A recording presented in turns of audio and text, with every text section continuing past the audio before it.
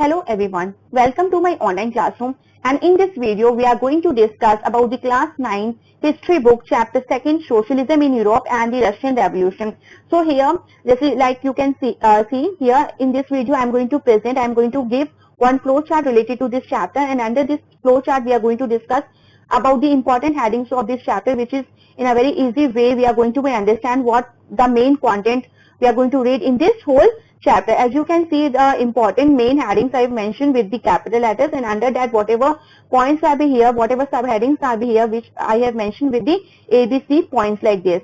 So in this way we are going to read the whole chapter so that it is very helpful to you for your exam. You can prepare this, and here I have given some important questions also which is be helpful to you to in your exam time. So let's start this video and this discussion, the flow chart.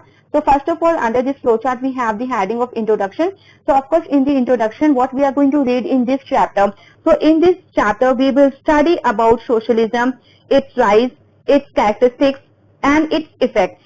Also we will study about the Russian Revolution and its impact on Russia as well as on the whole world. Next what we have the next heading, meaning of revolution. So of course it is very important to understand each and every heading of this chapter. So here socialism in Europe. So what is the role, what do you mean by socialism? What is the role played by the socialism in Europe, the whole continent, that we are going to read. After that we are going to read about the Russia country's revolution. In our previous chapter, also chapter 1, we have read about the French Revolution. So here we have the Russian Revolution. So what do you mean by revolution? So revolution means a complete change, a positive kind of change in ways of thinking, and a revolution is a successful attempt by a large group of people to change the political system of their country by force. So change what is coming. So what kind of change we want? A positive kind of change in our life. After that, what is socialism? So socialism wants to establish a class-less society where all should be united on the basis of equality and brotherhood. Socialism wants to have such control on the means of production and capital which may provide the same and equal opportunities to all classes of the society, and which may bring an end to all the existing differences between the poor and the rich. After that, the main principles of socialism is be mentioned. So under this we are going to read about that how socialism pays more importance to society than individual, because what is socialism? So it is coming from the society, okay, social. Next we have socialism wants to bring an end to capitalism, or as capitalist is the foremost and the real enemy of the labor. Next we have the heading causes of the rise of socialism. What things will be happen because of that in Europe, the rise of socialism was there. So first of all, of course, under this the condition of the laborers was not satisfactory. Okay, even the laborers lost control over labor, capital and tools as a result of the Industrial Revolution. The society was divided into two classes, and two classes means laborers and the capitalists. The person who have money and the person who don't have the money. The capitalists were the owners of these factories, and these laborers are the workers of those factories. So here just like they were rich and had all the facilities of life, and the other class consisted of the laborers who worked day and night so that wealth should be produced for others and they themselves remain poor. Because of this bad condition, this is a rise of the socialism. Even next we have under this gradual development of socialism and its chief exponents. So here what are the important gradual development of socialism was there? That is because of various scholars of Europe like Robert Owen, you know, like like Saint Simon of France, like Louis Blanc of France, even Karl Marx of Germany, even Dr. Engels of England. So these writers, this philosopher greatly contributed to the development of ideas of socialism in Europe. After that we have the next heading, it is causes of the Russian Revolution of 1970. So this year you have to be remember, many of the times in exam this year is be asked. Next we have under this causes of the Russian Revolution, some what were the problems were there because of that Russian Revolution was held. So first we have the miserable condition of the Russian farmers, how the condition of the Russian farmers were not good, what kind of problems they were facing. So that all things we are going to read in this chapter, and of course I will make the video in which I'm going to be explain this chapter line to line, so that also you have to be watched. You can watch that one. So here, miserable condition of the Russian farmers. Second, we have the deplorable plight of the Russian workers. Just like the farmers, they were facing the problem, saying Russian workers were also not satisfied with the work of the government, with the work of the monarchs, and that's why their condition is not be good. And whenever the person is not be satisfied, so of course there is a chances of the revolution. Next, we have the autocratic rule of the Tsar of Russia, that is also be responsible. And what the things was be done, just like the we have read already in the French Revolution, same topic is be also mentioned here about the autocratic rule of the Tsar of Russia. So self-rule is the real. Next, we have the teachings of early socialists and Karl Marx. So Karl Marx and the teachings of early socialists were also played a very important role in the Russian Revolution of the 1917. This how these writings of these great philosophers and the socialists impressed by and inspired the Russian people. Because of that, they demanded the same rights as were enjoyed by the people of the Western countries. Next, we have the revolution of 1905 in Russia, so that we are going to read. After that, we have the Russia's participation in the First World War, that how the Russia participated in the First World War and what kind of things will be happening related to that. Next, we have the events of the Russian Revolution, as we have discussed earlier, that this whole chapter we are going to divide it under the causes, events, and the results. So causes we have discussed already, and now events we have to under this events of the Russian Revolution 1917. First was the February Revolution of 1917. Second, we have the provisional government, and third we have the October Revolution of 1917. So basically the Russian Revolution consists two types of revolution. Basically, first is February Revolution of 1917, and second we have the October Revolution of 1917. Apart of that, we have the Lenin and his contribution in the revolutionary movement. So Lenin was a great revolutionary of Russia. He played a great part in the growth of the revolutionary movement in Russia. He was born in 1870 AD. After receiving education, he joined the Communist Revolutionary Party and started spreading revolutionary ideas among the workers. He favored the setting up of a new society based on the principles of socialism of Karl Marx. Even Lenin united the peasants and workers under the Bolshevik Party. It is very important, many of the times asked who was the leader of the Bolshevik Party, and directed the revolution against the provisional government. So under these main headings, we are going to read about his achievements of the revolution of 1917, his economic reforms, what kind of economic reforms were done by the Lenin.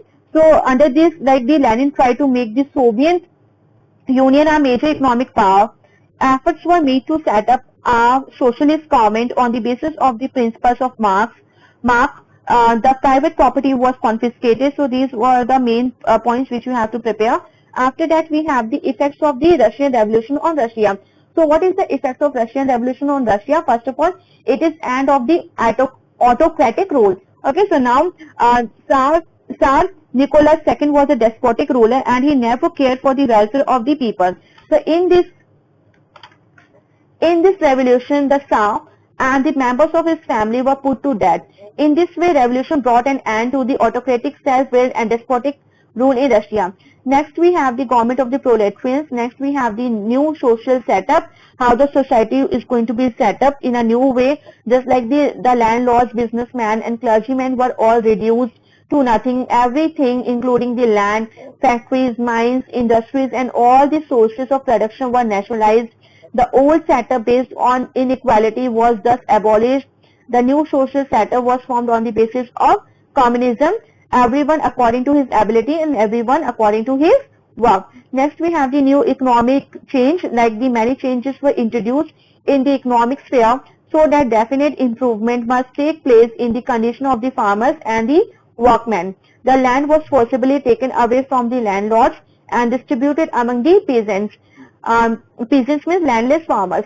Then we have the Russia became a world power. How the Russia before the revolution, Russia was considered a very backward country and was not counted much in the world politics. But after the Russian Revolution of 1970 AD, Russia made much progress in all spheres of life. So in this way, Russia got its importance in the world power and it's going to be counted as a world power. After that, we have the end of the Russian imperialism. So the Russian Revolution also put an end to the Russian imperialism. And next we have the impact of the Russian Revolution on the world. So here, of course, the question is going to become, what is the effect of the Russian Revolution on Russia as well as the impact of Russian Revolution on the world. So here, rise of nationalism, like towards the nation, the feeling of nationalism is being spread throughout the world. Next we have it gave rise to the struggle between the capitalists and the workers. Even in the different countries, whatever the difference is be there between the capitalists and the workers, of course struggle is the rise, and in different countries the workers also want to get their rights from the capitalists. So they were also starting struggle. After that, this is next heading we have spread of Russian socialism or communism in the world. So socialism, it means the main motive to make a society which is classless and give more importance to society in comparison of the individual. Next we have, it brought about redefinition of democracy. Also it provides us a new definition of the democracy, that how really the correct democracy is going to be prevalent in the country. So these are the important headings. And after that we have it promoted internationalism, the feeling just like the success of the Russian Revolution was the success of socialism. But socialism lay emphasis on the fact that different nations should go further together than merely thinking of one's own selfish interests.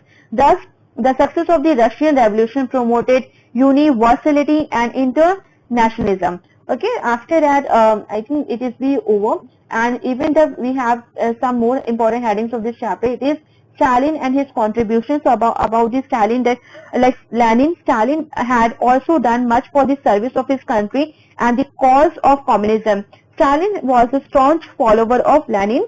In 1917 AD, he became the secretary of the Bolshevik Party. He did a lot of work during the Civil War and later on in organizing the Bolshevik Party. So this is the important content regarding of the Stalin rise to power, economic policy of Stalin and his collectivization program, that is very important. Many of the times 4 or 3 or 5 marks this question is coming in the exam. Next, educational and religious reforms. What was that point is the important, educational and religious reforms which were be done by the Stalin.